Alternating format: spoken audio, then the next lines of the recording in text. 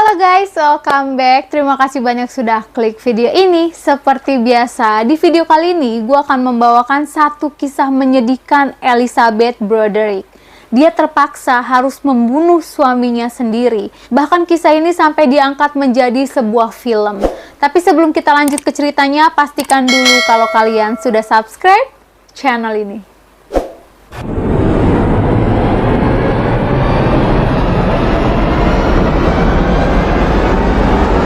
Ketika kita rela berkorban uang, karir, atau waktu untuk orang yang kita cintai, kita tidak pernah meminta balasan yang setimpal. Cukup dihargai dengan kesetiaan saja. Namun yang terjadi kepada Betty Broderick sangat berbeda. Setelah dia berkorban banyak hal, salah satunya uang dan karir untuk mendukung suaminya melanjutkan studi, dia justru malah dihianati oleh suaminya sendiri. Suaminya memilih wanita yang jauh lebih muda darinya. Cerita Betty Broderick telah menimbulkan perdebatan di kalangan masyarakat yang mengetahui beritanya. Ada yang bilang wanita ini pantas untuk membunuh suaminya, dan ada juga yang mengatakan dia sebagai pembunuh yang kejam. Elizabeth Anne Bisceglie, dia lahir pada tanggal 7 November 1947. Dia dibesarkan dalam keluarga Katolik yang sangat taat. Sebagai seorang Katolik yang setia, Betty berencana untuk masuk ke sebuah perguruan tinggi Katolik setempat setelah lulus sekolah. Namun, rencana itu berubah setelah dia bertemu dengan suaminya yang bernama Daniel Broderick dalam sebuah acara pesta dansa. Setelah pertemuannya itu, mereka berpacaran dan akhirnya mereka memutuskan untuk menikah pada tahun 1969. Betty telah mengeluarkan banyak uang untuk kuliah suaminya yang mengambil jurusan hukum di salah satu universitas ternama pada saat itu.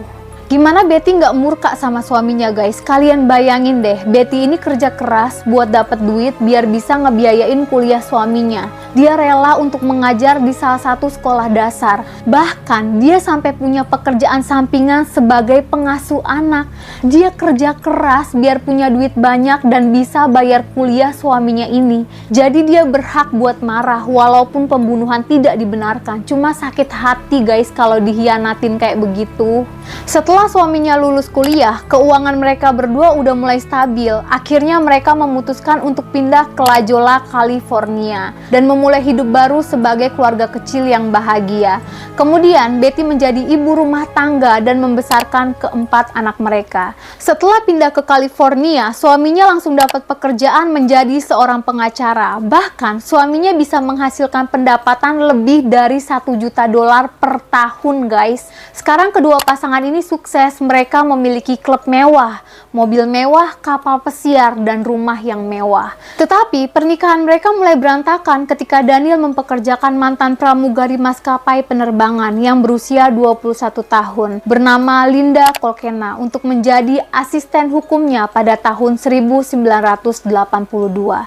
Betty mulai curiga bahwa Daniel ini berselingkuh. Kecurigaannya itu benar guys, tetapi Daniel terus-terusan menyangkal beberapa kali dan menuduh istrinya gila. Betty sangat marah, dia merasa dihianati oleh suaminya sendiri. Tanpa pikir panjang, Betty memutuskan untuk membakar pakaian-pakaian suaminya, jas mewah milik suaminya, dan melemparkan radio ke arah Daniel. Setelah Betty memilih untuk bercerai, Daniel juga mencoba berbagai cara untuk menghalangi Betty mendapatkan perwakilan hukum yang pantas dengan menggunakan kekuasaannya sebagai seorang pengacara. Akhirnya, wanita itu kesulitan untuk menemukan pengacara yang bersedia membelanya dalam proses perceraian.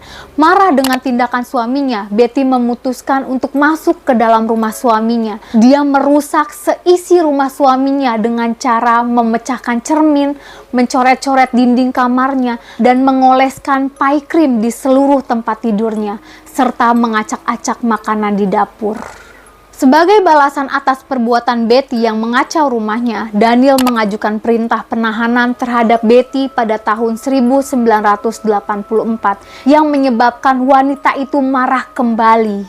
Betty melemparkan batu ke mobil suaminya hingga kaca mobil suaminya pecah. Karena Betty membuat kekacauan lagi, Daniel memutuskan untuk langsung melaporkannya kepada pihak kepolisian. Kemudian Betty langsung ditangkap oleh pihak kepolisian. Saat ditangkap, dia sedang membawa pisau di tangannya dan langsung dikirim ke rumah sakit jiwa selama 72 jam. Perceraian antara Betty dan Daniel berjalan cukup lama, sekitar 4 tahun, dan akhirnya selesai pada tahun 1986.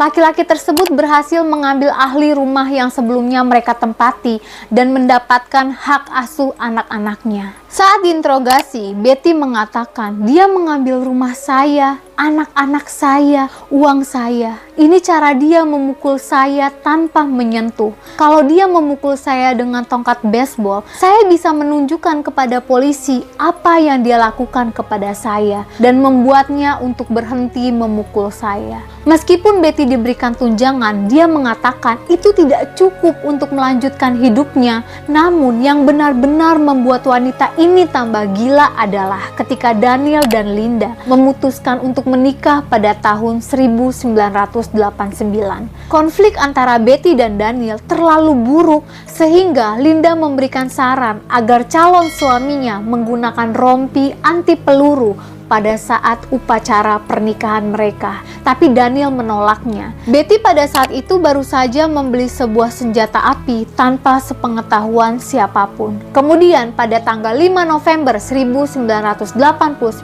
Betty menggunakan kunci yang diberikan anak perempuannya untuk masuk ke dalam rumah mantan suaminya itu. Kehadiran Betty di kamar tidur pasangan baru ini membuat Linda sangat kaget dan syok, mulai berteriak memanggil polisi sebelum akhirnya Betty menembakkan 5 peluru ke arah mereka berdua.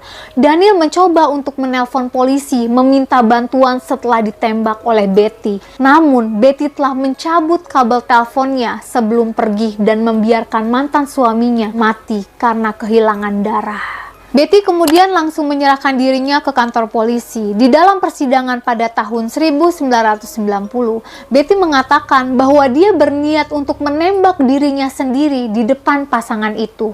Namun karena dia kaget mendengar teriakan Linda, sehingga dia terpaksa harus melepaskan tembakannya kepada mereka berdua. Betty juga mengatakan bahwa dia melepaskan tembakan tanpa sadar dan dia memberitahu pengadilan bahwa dirinya telah dianiaya secara mental oleh suaminya sendiri yang menggunakan uang untuk mengendalikan kekuasaannya. Namun, pihak jaksa menemukan rekaman telepon di mana Betty mengatakan dia berharap mantan suaminya itu mati. Betty dinyatakan bersalah dan dijatuhi hukuman penjara 15 tahun atau seumur hidup. Dia sekarang ditahan di institusi California, tahanan khusus wanita di Chino, California. Ketika dia ditanya tentang kehidupan di dalam penjara, Betty mengatakan, "Saya lebih bahagia sekarang dibandingkan ketika saya memiliki kekayaan." Bahkan kisah tragis rumah tangga Daniel dan Betty Broderick sampai diangkat menjadi sebuah film